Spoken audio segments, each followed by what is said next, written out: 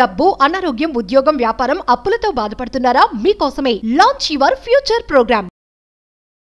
నమస్తే చే రమగారు, మనము ఇతర దేశాల కథలు చెప్పుకుంటూ ఉంటాం కదా, అలాంటిది ఏదైనా ఒకటి చెప్తారా? చైనా జానపద గాథలు, అరేబియన్ కథలు. అరేబియన్ కథ చాలా చెప్పుకుంటాం. రష్యన్ కథ అనుకుందాం. ఇది రష్యా దేశంలో పూర్వం ఎప్పుడో గ్రీష్కా అనే ఒక కుర్రాడు ఉండేవాడు. వాడి పేరు చూడు బలిగా ఉంది, గ్రీష్కా. అమ్మాయిని పేరు లాగుంది కానీ గ్రీష్కా అని ఉండేవాడు. వీడు పల్లెటూరు వాడు. అయితే వాళ్ళ ఊళ్ళో ఏం పని దొరికేది కాదు వాడికి. అందుకని వాడు పట్నం వెళ్ళి పని చేసుకుందామని వాడి దగ్గర ఒక పార ఉండేదట. తవ్వుడు పని ఏదో చేస్తాడు, తవ్వకాల పని కోసం అని పోయి కూలీల అడ్డా మీద నుంచున్నాడు. చాలా మంది చేస్తారు కదా. అయితే కొంతమంది వచ్చి పని వాళ్ళకి అవసరమైన వాళ్ళు అక్కడికి వచ్చి, ఇప్పుడు అడ్డా కూలీలను ఎలా తీసుకెళ్తున్నారు, అవును, అట్లా తీసుకెళ్తున్నారు.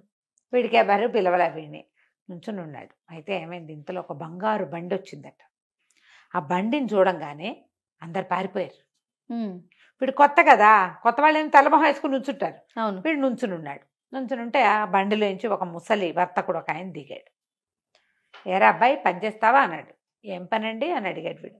తవ్వే పనేరా, నీ చేతిలో పారు ఉంది కదా, అది చూసే నేను నీ దగ్గరకు వచ్చానన్నాడు. అని నీకేం కావాలన్నాడు. 100 రూపాయలు ఇవ్వండి చేస్తానన్నాడు. 100 రూపాయల బోళ్ళంత ఖరీదురా అన్నాడు ఆయన. ఖరీదుకేముందండి, నేను అంతకైతేనే చేస్తా, మీ బండి చూడగానే అందరూ పారిపోయారు, నేను చూశాను లేండి అన్నాడు. ఎవరు రారు ఆయనకి. సరే పద నాతోటి అని చెప్పి వాడిని బండి ఎక్కించుకున్నాడు. బంగారపు బండి ఎక్కి వెళ్ళాడు. వెళ్ళిన తర్వాత ఓ తినడానికి తాగడానికి ఏదో ఇచ్చారు. తర్వాత ఒక పెద్ద పడవ ఓడెక్కించి, తను ఏవో తవ్వే పనులు అలాగే తీసుకెళ్ళేవాళ్ళు ఆ కాలంలో, వాళ్ళతో కలిసి పోయాడు. పడవ ఎక్కించి తీసుకెళ్ళి ఒక ద్వీపంలో ఈ వర్తకుడికి బ్రహ్మాండమైన ఇల్లు, ఆయనకంటే కొంచెం ఎంకుగా ఉన్న ఒక భార్య, చక్కగా అందంగా ఉన్న ఒక మంచి అందమైన పిల్ల ఉన్నారు. ఆ పిల్లని చూడంగానే వీడి కళ్ళ ఇదైపోయినాయి, ఎంత బాగుందో అని. ఆ పిల్లకు కూడా వీడు నచ్చాడు. మామూలుగా వాళ్ళ నాన్న ఎవరైనా తీసుకొస్తుంటాడు పని వాళ్ళని, వాళ్ళు ఎవరు ఎప్పుడు బాగున్న వాళ్ళు ఎవరు రాలా.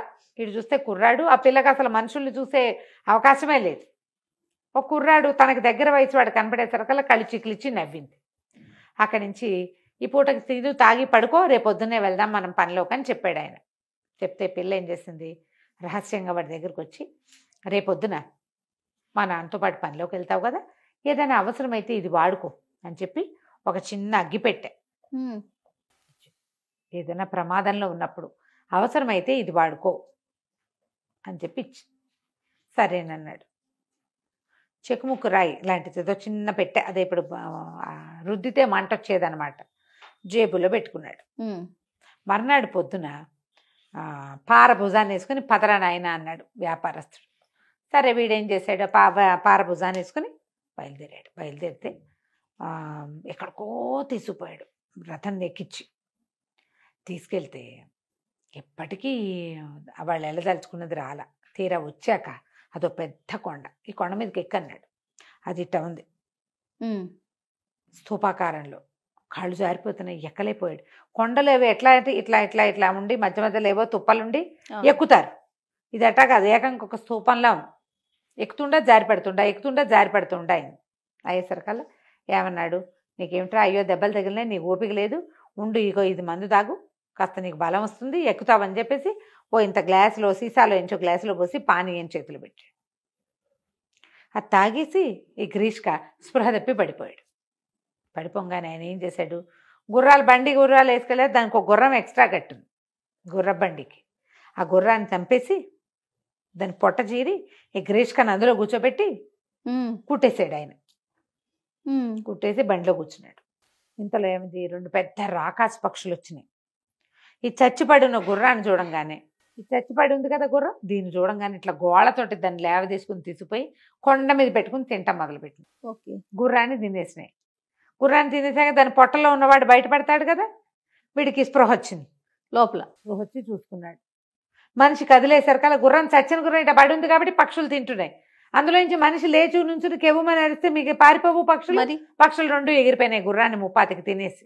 ఓకే, వీడు లేచి నిలబడ్డాడు. కింద నుంచి వీడు కేకలు పెట్టాడు, ఏరా కుర్రాడా, బతుకున్నావా అని అడిగితే, బతుకున్నానండి, ఇక్కడ ఉన్నానండి, పైన ఉన్నానండి, ఇక్కడికి ఎటా వచ్చానండి అని అడిగాడు. అడిగేసరికల్లా ఎటాగొట్టా వచ్చావులేరా, పైనంతా బంగారమే, చూడు తవ్వి కిందకి దొర్లిచ్చేయి అన్నాడు. వీడేం చేశాడు, కొండే కదా ఇది ఇంత భారీ ఎత్తునుంది, తవ్వుకుంటూ వెళ్ళిపోవచ్చు కిందకి అనుకున్నాడు. తవ్వి తవ్వి తవ్వి తవ్వి సాయంకాలం చీకటి పడేదాకా బోల్డ్ అంత తవ్వి కిందకి పడేశాడు. ముద్దలు ముద్దలుగా ఉంది బంగారం అంతా, ముక్కా చెక్క, శుద్ధ కాదు అది, కొండరాయి, బంగారపు కొండ అనమాట. ఓకే. ముక్కలు ముక్కలుగా తవ్వడం, పారుంది వీడి భుజాన్ని, పారతో సహా పెట్టి కుట్టేశాడు వ్యాపారస్తుడు. మొత్తం బౌలంత బంగారాన్ని కిందకేసాక, ఇవాళకి చాలండి, ఇక నన్ను కిందకి తాడేయండి వస్తానన్నాడు. తాడేసేదేముంది, ఉండి అక్కడే, అక్కడ ఆల్రెడీ 99 మంది అయ్యారు, నువ్వు వందవాడివి అని వ్యాపారస్తుడు ఏం చేశాడు, ఈ కిందకి పడిన బంగారాన్ని అంతా ఎత్తి బండిలో పెట్టుకుని బండి వేసుకుని వెళ్ళిపోయాడు. వీడు నిర్ఘాంతపోయాడు. అది ఇట్లా ఉండే స్తంభం, కొండ, దాని మించి దిగలేరు. అక్కడ మొక్క మోడు చెట్టు చేమ ఏమీ లేవు, నీళ్లు నిప్పులు అసలు లేవు. ఎటా అతనికి గుర్తొచ్చింది, అమ్మాయి ఒక పెట్టిచ్చింది, దానికి తెలుసు వాళ్ళ నాన్న ఏదో చేస్తాడని. ఆ పెట్టెలో పెట్టెని ఇట్లా తీసేసరికి అలా పెట్టె ఓపెన్ చేస్తే అందులోంచి 2 చెకుముకి రాళ్ళ లాంటివి, 2 రాళ్ళు ఇలా జల్లుమని బయటకు వచ్చినాయి. 2 బయటకు వచ్చి 2 కుర్రాళ్ళుగా మారిపోయినాయి, మంచి బలశాలు వస్తాదులు. ఏం కావాలి అని అడిగారు. ఇక్కడి నుంచి నన్ను దింపి సముద్రం దగ్గర తీసుకుపోండి నాయన అని అడిగారు. వాళ్ళు ఏం చేశారు, వీడిని పట్టుకుని కొండ దిగేశారు, గబగబా దిగేసి తీసుకెళ్ళి సముద్రం దగ్గర వదిలిపెట్టారు. ఆ సముద్ర తీరంలో ఏవో పీతలు అవి ఇవి కనపడితే పట్టుకుంటూ కాసేపు తిరిగి అటు ఇటు సముద్రం నుంచి ఒక పడవ వస్తూ కనపడింది. ఆ పడవకి చేతులూపి కేకలు పెట్టాడు, నన్ను రక్షించండి రక్షించండి అని. ఎవడో కుర్రాడు కనపడుతున్నాడని వాళ్ళు కొంచెం లంగరు నీళ్ళలోకి వేసి వీడికి చిన్న డిపా వేసి వీడి వచ్చేలాగా చేశారు. పడవెక్కి ఇంటికి వెళ్ళిపోయాడు. పైనుంచి వచ్చేటప్పుడు అంత బంగారం రొంటుని పెట్టుకుని తెచ్చుకున్నాడు. ఓకే. వాడు పెద్ద శుద్ధలు తెచ్చుకుని ఆశకు తెచ్చుకున్నాం అనుకో, దాన్ని మొయ్యలేక చస్తాం మనం. చిన్నది తెచ్చుకున్నాడు.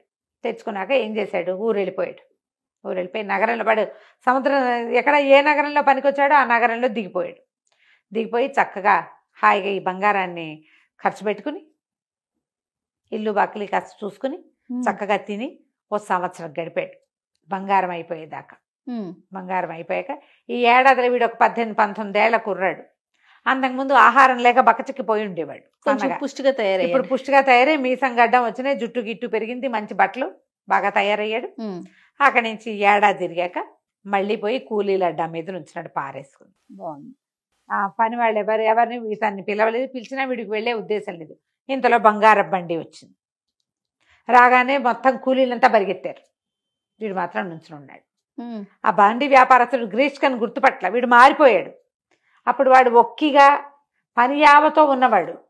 ఇప్పుడు వీడికి అన్నీ తెలుసు, ప్రపంచం దిట్టంగా ఉన్నాడు, వీడు దిట్టంగా ఉన్నాడు, ప్రపంచం తెలుసు.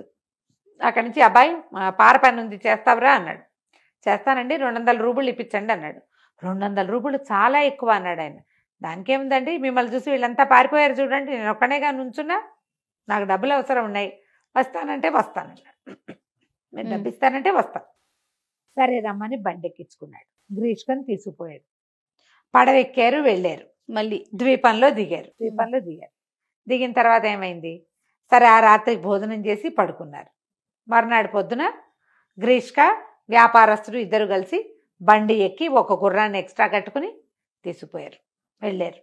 వెళ్ళి బంగారపు స్తూప స్తంభం దగ్గరికి వెళ్ళారు, స్తూపపు కొండ దగ్గరికి. ఓకే. వెళ్ళాక ఆ కొండ ఎక్కంటే, కొండ నేను ఎక్కలేనండి, నాకు అసలు చాలా ఆయాసం, నీరసం, కాళ్ళు నొప్పులు, ఏదైనా కింద తవ్వమంటే తవ్వుతాను, కొండలు గంటలు నేను ఎక్కలేనండి అన్నాడు. అనేసరికల్లా ఉండు, నీకు ఒక మంది ఇస్తాను, నీకు మంచి బలం వస్తుందని ఆయన సీసా తీసాడు. తీస్తే కుర్రాడు అన్నాడు, అబ్బే నాకు అక్కర్లేదండి, నేను తెచ్చుకున్నాను చక్కగా మంచినీళ్ళు, మా నీళ్లు తాగితే అసలు మా ఊరు నీళ్లు మామూలు నీళ్ళు కాదండి, ఇదిగోండి చూడండి అని సీసాతో నీళ్లు తీసి నోట్లో పోసుకుని కాసిని ఆ సీసా ఇచ్చాడు, మీరు తాగండి అని. ఆయనకేం అనుమానం లేదు, మంచినీళ్ళు అవి. తాగాడు కదా అతను. నీళ్లు తాగేశాడు. తాగేసి 2 నిమిషాల్లో స్పృహ తప్పి పడిపోయాడు.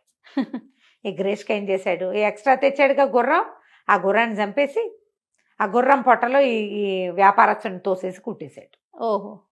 పారలేదు, పలుగు లేదు, పలుగు ఏం లేవు, కట్టేసి కుట్టేసేసాడు, దాన్ని లోపల పెట్టి కుట్టేశాడు. ఇంతలో 2 రాక్షస పక్షులు వచ్చినాయి, గుర్రాన్ని తీసుకుపోయినాయి. ఇది పోయి ఎక్కడ కూర్చుంది, ఆ స్తూపాకారంగా ఉన్న బంగారపు కొండ మీద పెట్టి కూర్చున్నాయి, తింటున్నాయి. ఈయనకు మెలకు వచ్చింది, కేకలు పెట్టాడు, కుర్రాడా ఎక్కడన్నావరా అంటే, నేను లక్షణంగా కిందే ఉన్నానండి, ఇంతకుముందు మీరు పంపించిన 99 మంది ఉన్నారు చూడండి, వాళ్ళకి తోడుగా మీరు అక్కడే ఉండండి, మీరు దవ్వి పంపించే బంగారం కూడా నాకు అక్కడే పడికి. ఆయన కేకలు పెట్టాడు, బంగారం తవ్విస్తానరా నీకు. నాకెందుకండి బంగారం, మీరు చాలా సంపాదించి పెట్టారు మీ ఇంట్లో, నేను అది వాడుకుంటానులేండి, అక్కడే ఉండండి అని చెప్పి ఆయన అక్కడే వదిలిపెట్టి వెళ్ళిపోయాడు. వెళ్ళి బండి వేసుకుని వీడి వ్యాపారస్తుడు ఇల్లు ఉంది కదా, ఆ ఇంటికి వెళ్ళిపోయాడు. ఇంటికి వెళ్ళిపోయి కూతురికి చెప్పాడు, మీ నాన్న కొండ మీదే ఉంటానన్నాడు, నన్ను పెళ్లి చేసుకోమని చెప్పాడు. ఓహో. చక్కగా అమ్మాయిని పెళ్లి చేసుకుని ఆయన చక్కగా ఆ ద్వీపంలో బాగా సంపాదించి బంగారంతో గోడలు కొట్టిన కట్టి పెట్టినటువంటి ఆ మహల్లో హాయిగా భార్యతో సహా సుఖంగా ఉన్నాడు. మామూలుగా ప్రతి వాళ్ళకి ఎవరైనా ఏదైనా చేస్తే తగిన శాస్తి భగవంతుడు చేస్తాడు. 99 మందిని పొట్టను పెట్టుకున్నాడు వ్యాపారస్తుడు, వాడు తగిన బంగారంతో ఇల్లు కట్టాడు. ఈయన కూడా పోయి అక్కడే కూర్చున్నాడు. అదృష్టవంతుడు తెలివైన వాడు ఒకడు బతికేస్తాడు. ఎందుకేంటంటే ఆ పిల్లకి వీడు నచ్చటంతో ఆ అగ్గి పెట్టించింది. ఓహో. కథ కంచుకి మనం ఇంటికి. నమస్తే. నమస్తే.